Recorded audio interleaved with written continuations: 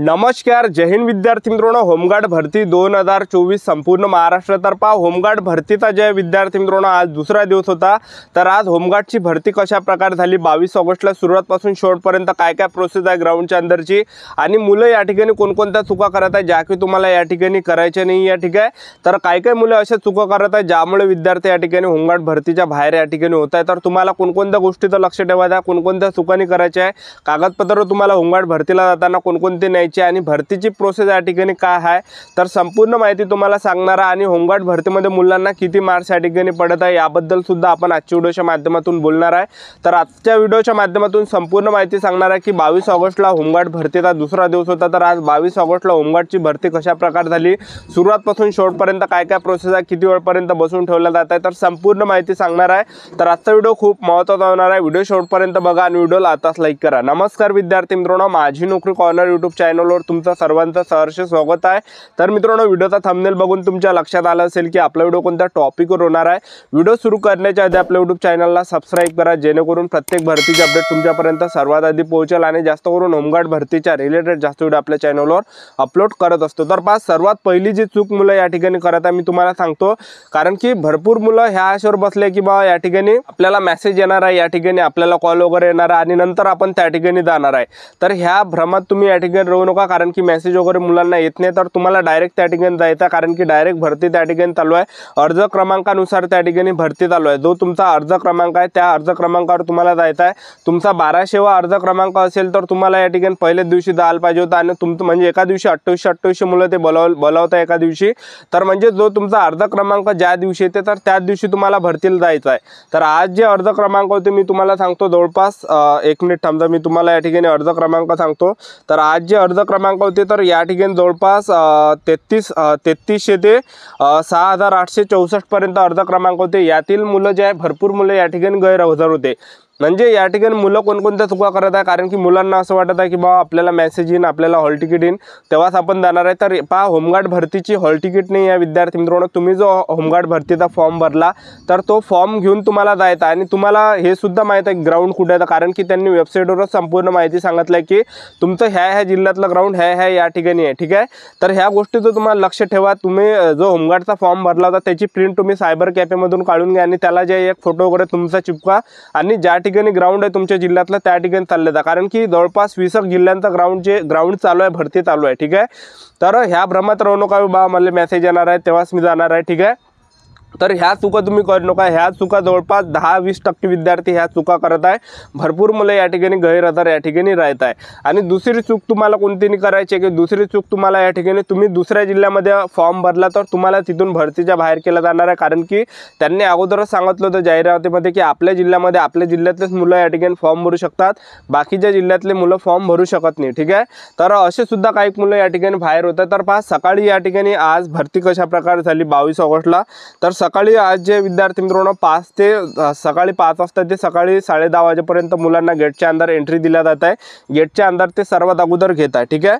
तर सर्वात अगोदर ते ग्राउंडच्या अंदर फक्त बसून ठेवतात, आणि सर्वात अगोदर त्या ठिकाणी काय होतं की जास्त वेळपर्यंत मुलांना बसून ठेवलं जात आहे। म्हणजे जे सर्वात समोर लागले त्यांची प्रोसेस होत आहे डॉक्युमेंट व्हेरिफिकेशनची, त्यांच्यानंतर दुसऱ्या विद्यार्थ्यांची होत आहे, ठीक आहे। तर जास्त वेळपर्यंत त्या ठिकाणी बसून ठेवलं जात आहे। तर डॉक्युमेंट व्हेरिफिकेशनला त्या ठिकाणी कागदपत्र कोणकोणते लागते मी तुम्हाला सांगून देतो। तर तुम्हाला आधार कार्ड त्या ठिकाणी लागते, आणि तुम्ही जो होमगार्डचा फॉर्म भरला तर तो फॉर्म झाला, त्याचबरोबर तुम्हाला शाळा सोडला तर दाखला न्यावा लागणार आहे, त्याचबरोबर 10वीचं मार्कशीट न्यायचं आहे, 10वीचं बोर्ड सर्टिफिकेट न्यायचं आहे, 12वीचं मार्कशीट न्यायचं आहे, 12वीचं बोर्ड सर्टिफिकेट न्यायचं आहे, त्याचबरोबर तुम्हाला या ठिकाणी ग्रॅज्युएशन वगैरे झाले असेल तर ते सुद्धा मार्कशीट तुम्ही सोबत न्या, first year second year final इयरचे। आणि हे ग्रॅज्युएशन वगैरे झालं नसेल तर तुम्ही जे 10वी 12वीचं त्या ठिकाणी मार्कशीट न्या, ठीक आहे। 3 महिन्याच्या आतील पोलीस चारित्र्य पडताळणी प्रमाणपत्र त्या ठिकाणी मागितलं आहे, कॅरेक्टर सर्टिफिकेट तुम्ही त्या ठिकाणी न्या। तर एवढं कागदपत्र तुम्हाला त्या ठिकाणी न्यायचे आहे। तर एक झेरॉक्स तुम्ही त्या ठिकाणी न्या, आणि ओरिजिनल डॉक्युमेंट सुद्धा नाही। हे जे मी तुम्हाला कागदपत्र सांगितले हे प्रत्येकाचे ओरिजिनल न्या, आणि प्रत्येकाचे एक झेरॉक्स न्या, आणि 3-4 फोटो सोबत असू द्या, ठीक आहे। तर एवढे डॉक्युमेंट सर्वात अगोदर डॉक्युमेंट व्हेरिफिकेशन त्या ठिकाणी होता। आणि तुमच्याजवळ एक्स्ट्रा काही असेल, तांत्रिक अर्थ पडताळणी असेल, तर ITI वगैरे झाला असेल किंवा NCC वगैरे झालं असेल तर ते सर्टिफिकेट सुद्धा न्या, कारण की बोनस मार्क्स तुम्हाला या ठिकाणी भेटणार आहे। तर पहा, ITI ट्रेड उत्तीर्ण असाल तर हे तुम्ही न्या, याचे तुम्हाला बोनस मार्क भेटणार आहे. खेळाडू जिल्हा स्तर असाल, प्रथम तृतीय क्रमांक प्राप्त किंवा राज्य राष्ट्रीय स्पर्धा सहभाग असेल ते सुद्धा प्रमाणपत्र नाही, याचे मार्क्स भेटणार आहे बोनस. NCC बी सर्टिफिकेट झालं असेल तर ते सुद्धा नाही, त्याचे सुद्धा मार्क्स भेटणार आहे. NCC सी सर्टिफिकेट झालं असेल ते सुद्धा तुम्ही सर्टिफिकेट नाही, त्याचे सुद्धा एक्स्ट्रा मार्क्स भेटणार आहे. नागरी संरक्षण दल सदस्य 3 महिने प्रशिक्षण पूर्ण असेल तर ते सर्टिफिकेट नाही, त्याचे बोनस मार्क्स भेटणार आहे.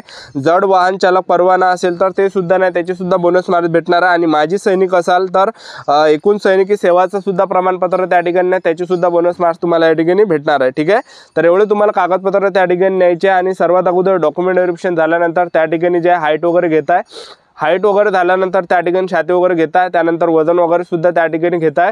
वजन 50 किलोच्या वरती आपलं या ठिकाणी असलं पाहिजे. ठीक आहे, तर एवढं झाल्यानंतर त्या ठिकाणी ज्या विद्यार्थी मित्रांनो आणखीन मुलांना बसून ठेवला जात आहे रांगेमध्ये. ठीक आहे, आणि एका दिवशी जवळपास 2,000 विद्यार्थी येतात, म्हणजे 2800 विद्यार्थ्यातले काही विद्यार्थी या ठिकाणी गैरहजर राहतात. ठीक आहे, ह्याच कारणाने मुलं या ठिकाणी गैरहजर राहत आहे, कारण की भरपूर विद्यार्थ्यांना माहीत नाही की आपलं ग्राउंड कधी आहे, काय आहे. ठीक आहे, तर हा जे व्हिडिओ जास्तीत जास्त ज्या विद्यार्थी मित्रांनो शेअर करा ज्यांचं सुद्धा आतापर्यंत ग्राउंड झालं नसेल त्यांचं. ठीक आहे, तर ग्राउंडच्या अंदर डॉक्युमेंट व्हेरिफिकेशन झाल्यानंतर त्या ठिकाणी फक्त बसून ठेवल्या जात आहे विद्यार्थ्यांना.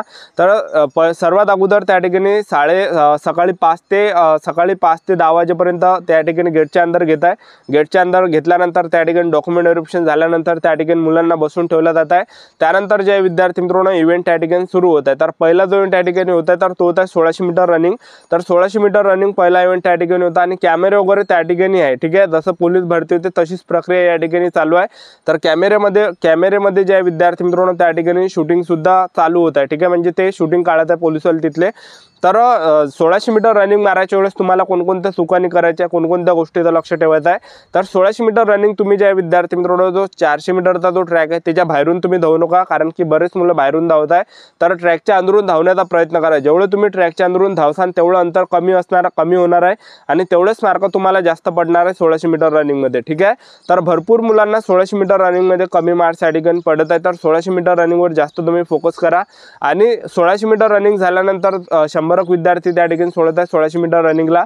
1600 मीटर रनिंग झाल्यानंतर त्या ठिकाणी होता गोळाफेक. तर गोळाफेकला सुद्धा तुम्हाला त्या ठिकाणी 3 चान्स आहे आणि गोळाफेकला मुलांना या ठिकाणी चांगल्या पद्धतीने मार्क्स पडत आहे, म्हणजे 10 झालं, त्याचबरोबर 9 झालं, 8 झालं, 7 झालं, अशा प्रकारे मुलांना चांगले मार्क्स या ठिकाणी गोळाफेकमध्ये पडत आहे.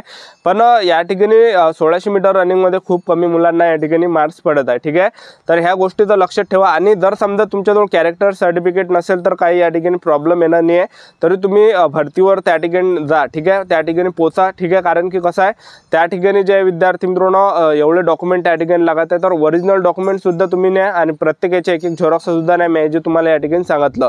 तर अशा प्रकारे जे ग्राउंड या ठिकाणी होतं आणि जास्त वेळपर्यंत मुलांना ग्राउंडच्या अंदर त्या ठिकाणी बसून ठेवलं जातं, कारण की पुढच्या विद्यार्थ्यांची त्या ठिकाणी जे प्रोसेस चालू आहे. ठीक आहे, पुढच्या विद्यार्थ्यांचं ग्राउंड आहे, त्यामुळे भरपूर विद्यार्थ्यांना त्या ठिकाणी थांबून राहावं लागत आहे. तर एका दिवशी 2800 विद्यार्थी ते एका दिवशी फिजिकलसाठी बोलावल्या जात आहे. ठीक आहे, आणि ज्या विद्यार्थ्यांचा अजूनही ग्राउंड आला नसेल तर लवकरच तुमच्या जिल्ह्याचा सुद्धा ग्राउंड येणार आहे. तर चॅनल सबस्क्राईब करून ठेवा, वेळोवेळी अपडेट तुम्हाला देत राहणार आहे. ही होती संपूर्ण महत्त्वाची माहिती की 22 ऑगस्टला होमगार्ड भरती कशा प्रकारे झाली याबद्दल संपूर्ण महत्त्वाची माहिती. आजच्या साठी इथंच थांबतो. भेटा नेक्स्ट व्हिडिओमध्ये. जय हिंद, जय भारत.